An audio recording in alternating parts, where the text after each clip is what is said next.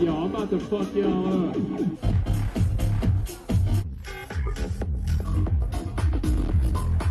The phrase "keep disc golf weird" is said way too often for nobody to give a real answer to what that means, besides smoke as much weed in the woods as possible.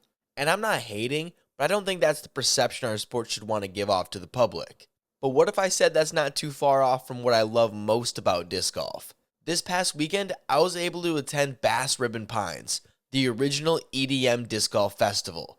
I had never been to anything like this before, but my homie Impasta asked if I wanted to go, and that wasn't an experience I was going to turn away.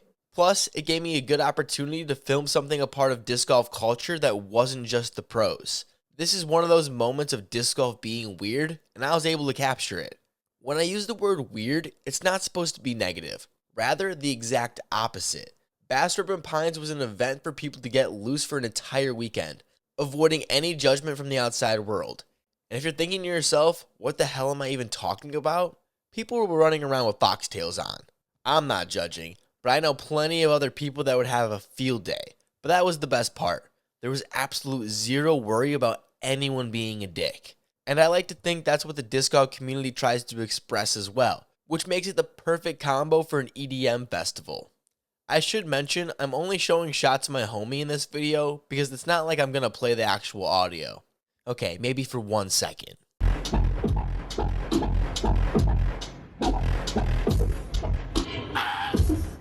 Plus, I would rather give my homie all the exposure instead of the other artists I don't know. Sorry, Bass Ribbon. Pay me to cover your event next year and I'll show off how really badass this thing was. Come on, they turned the classic Blue Ribbon Pines course into a party. They filled the entire field with cars and the fairways lined with tents.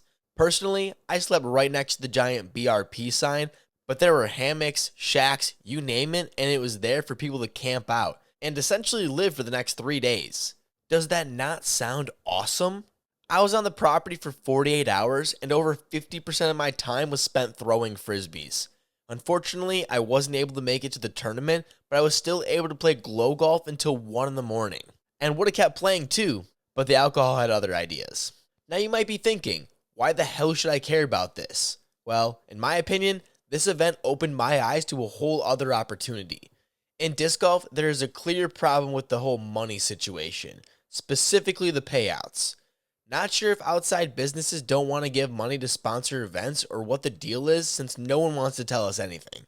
Which then leads to this speculation. But I'd rather highlight ideas than sit and complain since I do enough of that already. I witnessed over 1,000 people on a property doing nothing but disc golf and listen to music for hours. And you know what I didn't see one of? People selling any disc golf stuff. Now the Blue Ribbon Pro Shop might have been the ones restricting that, and if that is the case, that's the dumbest shit I've ever heard. I asked lots of people what they felt the breakdown between disc golfers and just festival goers was, and based on that, it sounded like way more people that have never played before. Now I'm not going to call this anecdotal data fact, however, I was playing nearly the entire time and never ran into anyone else. Seems like the biggest and best opportunity to grow the sport to a demographic that would be pretty open to the concept of frisbee golf if I was a betting man. If there was more promotion of the sport and more importantly how similar the communities are, maybe we can get interested people to join. Or what I'm trying to get at is there should be tons of things being sold that get money back into either the course, organization, or if I was in charge, right back into the Majestic payout. If you didn't know, that's one of the longest running A tiers in the sport, and the winner this year only got $2,300.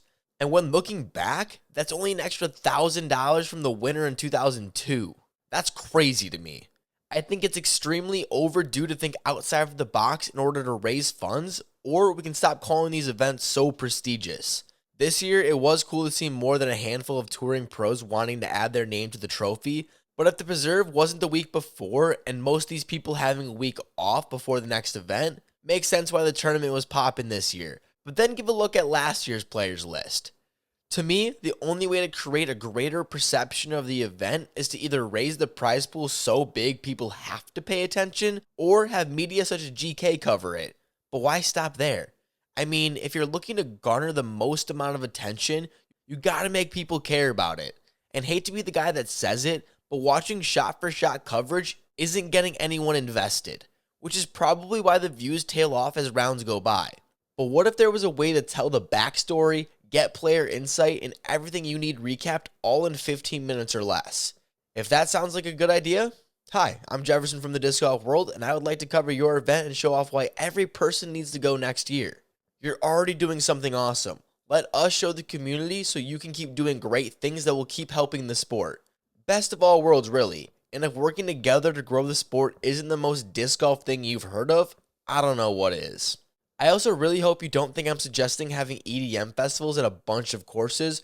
Rather, what I'm getting at is the direction of disc golf seems to be leading towards private courses, which brings unique opportunities the sport hasn't seen, and again opens the door for different types of funding in order to increase payouts if outside businesses don't want to fork it over.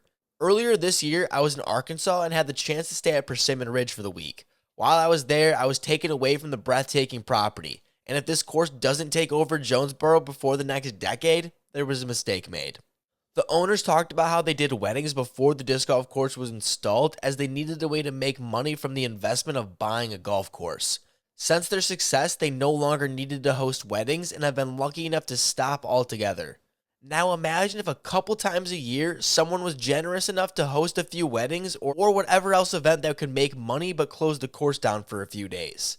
But by the end of it, double or triple the price of the Persimmon Ridge Resort prize pool. Now all of a sudden your A tier has the same, if not a bigger payout than a dgpt event. Plus, look at Bass Ribbon Pines. If the right group comes together to plan an event, it can still have the disc golf part open. Now it's making money and exposing people to the sport, or providing a unique experience for an existing disc golfer, which also creates more money to put directly back into the game. A trend that would be cool to see is a brewery on a disc golf course that runs a big event each year. Right there is a tie that could influence the payouts that wouldn't need a huge sponsor. Simon, if you're listening, take that idea and run with it. I think that could also be a big step in our sport once our top pros are old enough to step away with the money they have. Hopefully then they will use it to better the sport.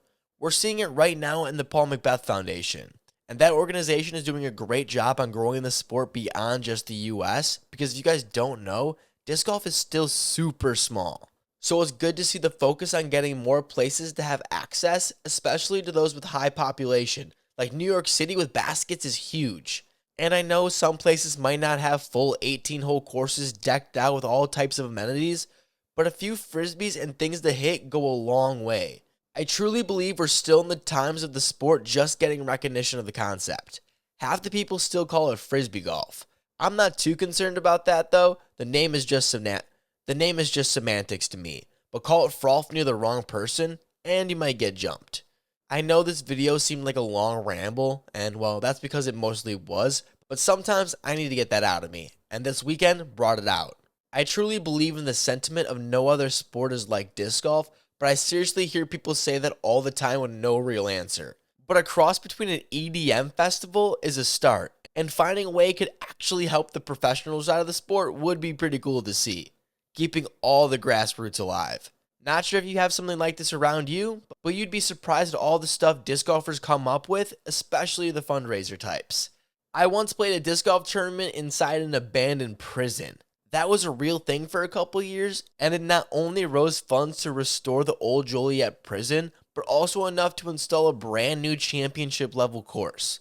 Now I don't know how much money that cost, but remember, when I said the winner of the Majestic only got $2,300. Yeah, I don't think anyone would complain even if just a couple $100 was added on top. It's just an idea, and I truly feel all it will take is a few motivated people to get the ball rolling, and all of a sudden there could be a true competitive A-tier tour. And to me, the more disc golf, the better. Especially when it could be another opportunity for your boys to show off the different types of coverage we can provide. So if anyone out there wants us to cover an event, let's talk and see what we can do. For the right price, you'd be surprised at the tricks Swiss and I can pull. But this weekend, the DGPT has one more event in Europe before they head back to the States. Make sure to subscribe to not miss out on our recap.